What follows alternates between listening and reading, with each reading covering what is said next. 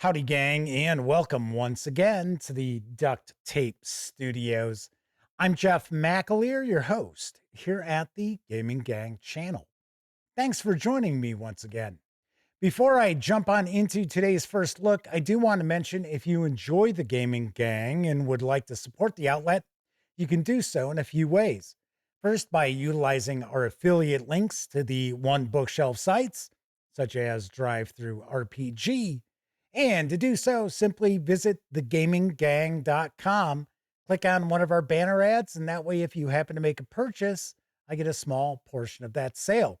You can also make a one-time donation by way of PayPal or become a monthly member of our Patreon. You'll find links in the show notes.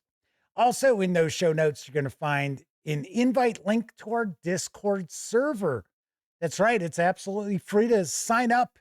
So be sure to hang with the gang over on Discord. Today, I'll be diving on in for a first look at Eldritch Gits from Broken Rat Games. This 150-page softcover with PDF is available over at DriveThruRPG for $19.99. If you want to just grab the PDF alone, you can do so for $12. Having said that, let's swing on over to the other camera because here I've got Eldritch Gits. A few things to mention before we get stuck in. First of all, the fine folks over at Broken Rat Games were kind enough to provide me with this review copy, but neither I nor anyone else affiliated with the Gaming Gang has received any other sort of compensation for me to share this first look with you. It's important you know that. We're also not going to look at each and every page of the book, but I do want to give you a really good feel for what you're going to find inside. And then lastly, I don't know if there's any adventures or anything contained within. So if you're a player, I'm just letting you know, I'm warning you, we might run across some spoilers in here as we're flipping on through. I also want to mention that the folks over at Broken Rat Games also sent me Fantasy Gits and Space Gits. So we're going to take a look at these in the future. But I figured since it's October, it's Halloween season, let's start off with our Gits experience with Eldritch Gits.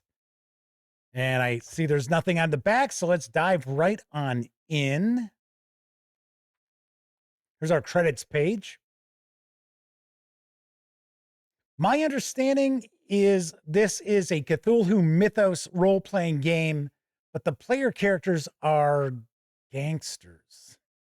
So let's see. Here's our introduction. We'll find out. Chicago, 1928, the wide open town, the second largest city in the USA. Prohibition is in full effect, and this has led to a rise in crime. Mobsters, bootleggers, and gamblers run the city, but other threats are emerging in the shadows. The academics, the scientists, and the dilettantes have stepped up, exploring, discovering, and unearthing lost artifacts, hidden meanings, and ancient rites.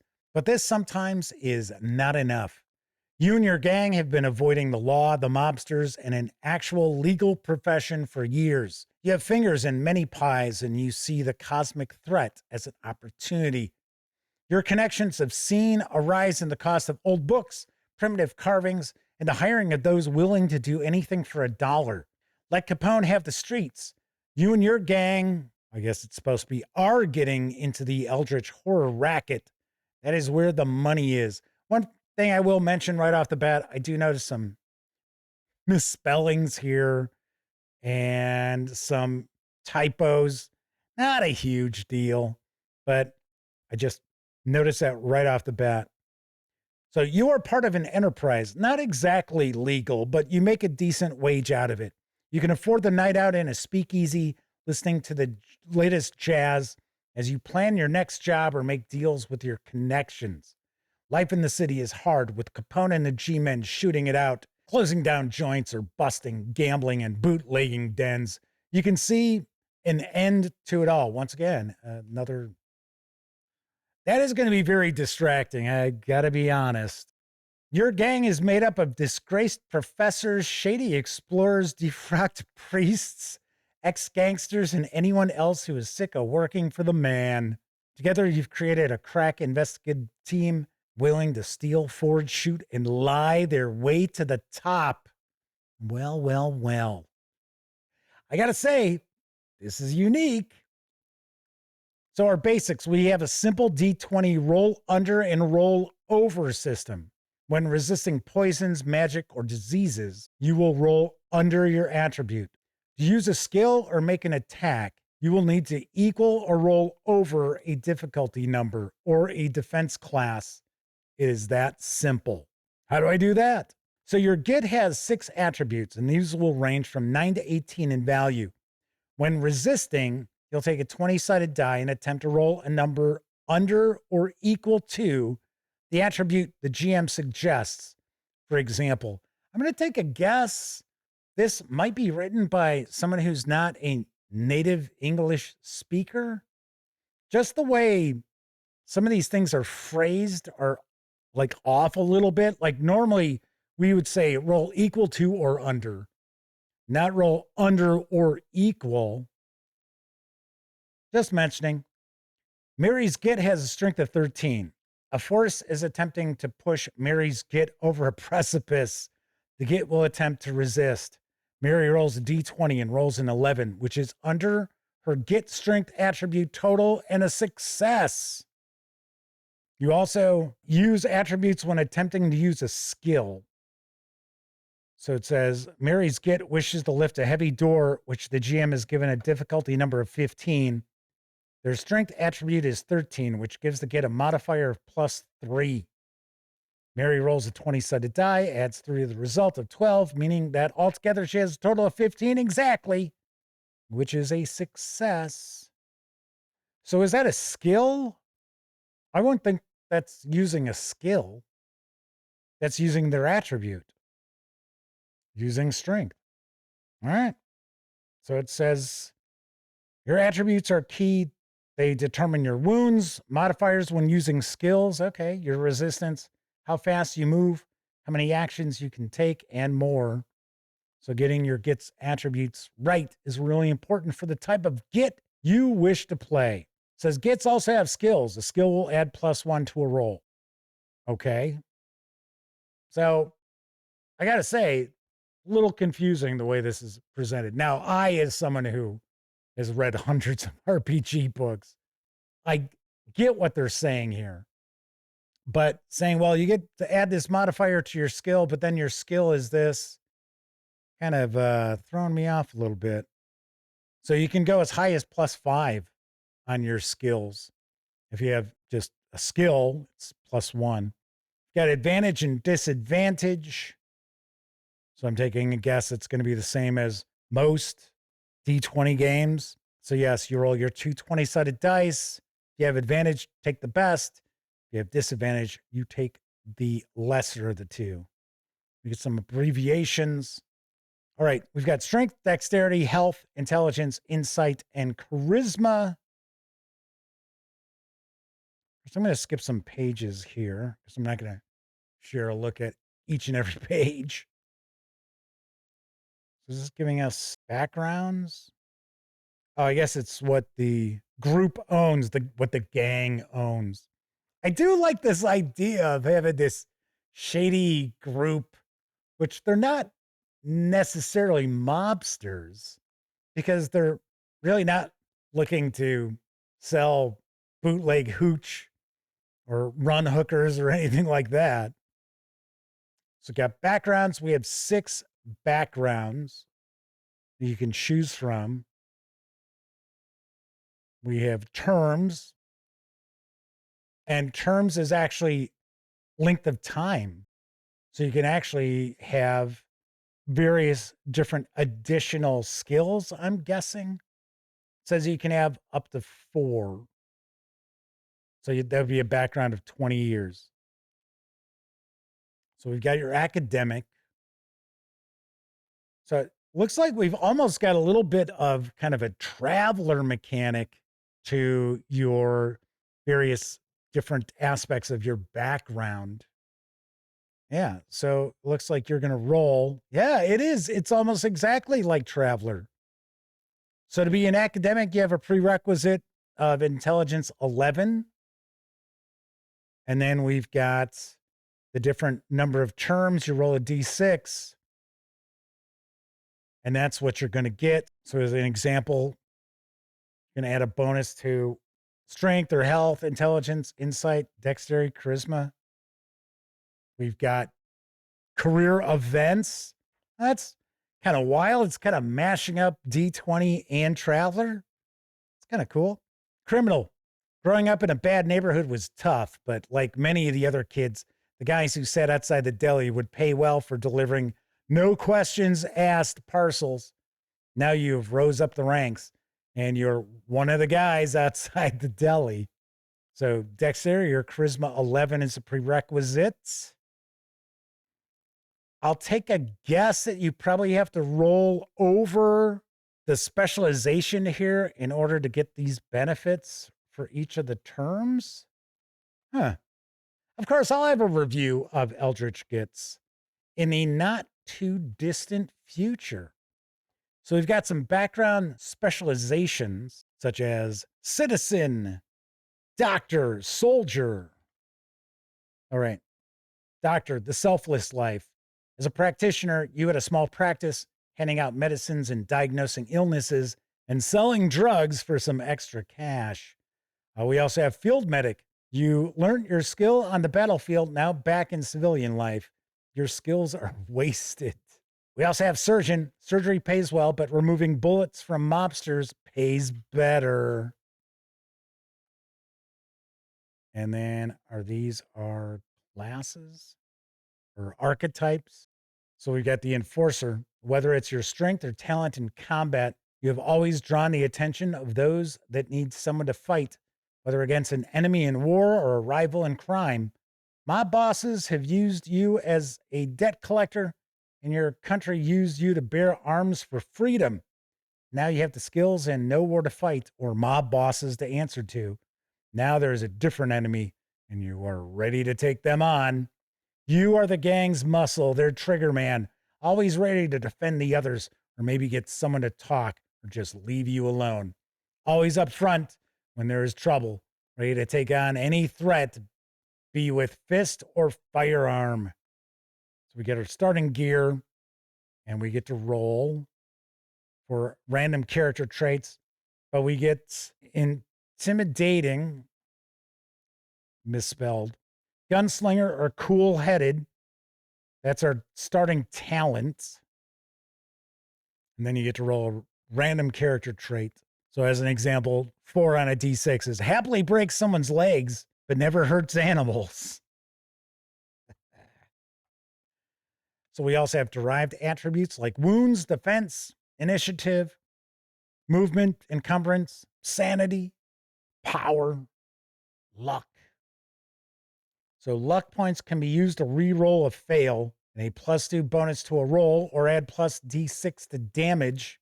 So total up your attributes and you'll find out how much luck you have. So we've got a character creation example. I think these are our skills. Yep, skills and talents. A lot of them actually, but we just get one sentence. So as an example, rifles, ability to use rifles like hunting and sniper rifles. Science, general science knowledge. Sigils, understanding and reading of magic signs. Whips. Gotta say, I have not seen whips as a skill in role-playing games before, but it is the ability to use whips for offensive, defensive, and other purposes. Then we got our talents like acrobat, catfall, gunslinger, which allows you to fire twice every time you use a pistol. We have some commerce rules for making money. So we got gear. Maybe that's just commerce is just our gear pricing and stuff like that. That might be what it was. All right, we got the rules. I can tell this is super rules light. Sanity and fear. Characters start with sanity of 1 if they've dabbled in magic, then they will begin with a sanity of 2. So I'm taking a guess your sanity goes up, which is a bad thing. When facing a horror that affects the characters, mind the player should roll a sanity check. This check is as simple as rolling a d6, and if the result is equal to or below the current sanity, then the character gains a sanity point. Sanity can reach 6, at which point the character is totally insane. The table below shows what each level of sanity means and how it affects the character. So the higher your sanity, the more likely it is that you're going to gain a sanity point and moving you closer to being insane. Although it looks like we have the ability to reduce that. So it's not telling us that if the character goes insane that they're out of the game or anything like that, like you'd see in Call of Cthulhu if someone is permanently insane. Injuries and deaths, we've got conditions like suffocation, drowning, poison, shrapnel. Here we got death. It comes to us all, but for the average git, this will often follow a shootout with a gangster mob, death in a hail of police bullets, mind bleached by some weird alien from a distant planet, or ripped apart by a Shoggoth. Whatever the cause, death of a git is never easy. When a git hits 0 wounds, they will fall unconscious. This could lead to bleeding out, especially if the damage was penetrative, slashing, or cutting. The git will stay like this until healed or until a number of rounds have passed equal to their health attribute, after which they are dead. Enjoy the dirt nap. So we now have got some rules about the arcane. Magic is both a dark art and entertainment. Okay. Looks like we've got different kinds of magic. And then we get into our game master section. So it's giving us some inspiration as far as movies and books, giving us a setting, which we already know is an alternate 1920s/30s. Talking about running the game, encounters, building up the tension. I think we're going to get into Bestiary. Oh, cults and notable NPCs. The Cult of the Yellow Eye. The Church of Dagon. Children of the Purple Worm. Now we're getting into our Bestiary. We got our stat blocks. Ghosts. What ghosts are is open to debate, but the fact they seem to exist, no one can deny. Whether they are restless spirits repeating their actions from when they were alive or angry souls desperate to right a wrong that led to their deaths depends on which you encounter. Night Gaunts, a strange flying race of alien beings who worship the Nodens, one of the elder gods. Night Gaunts can be found in both the waking and the dream worlds. Zombies. Artwork's kind of a mixed bag, I can see. So we have a short scenario, Virgin and Sacrifice. That's going to introduce players to the setting in the game. So we've got some maps.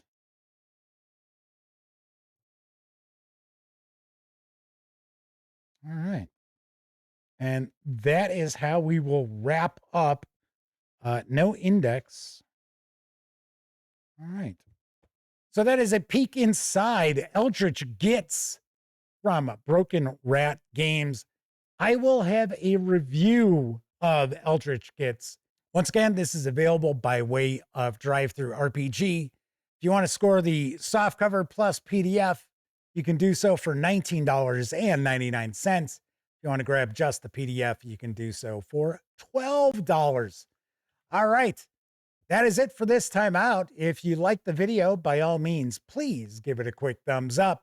Subscribe to the Gaming Gang channel if you haven't already. And if you do subscribe, don't forget, ring that bell. It'll not only let you know when I share videos such as this first look, I'll also inform you when my live stream, the Gaming Gang Dispatch, airs Tuesday, Wednesday, and Thursday evenings right here on YouTube at 7 p.m. Central. Of course, when you're not watching videos on the Gaming Gang channel, be sure to visit thegaminggang.com for all latest in tabletop gaming news, reviews, and a whole lot more you are not going to find here on YouTube. You know the drill.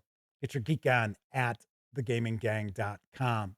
Thank you very much for watching. Once again, I'm Jeff McAleer, and until I see you next time, I certainly hope all of you get to enjoy plenty of great gaming with your gang.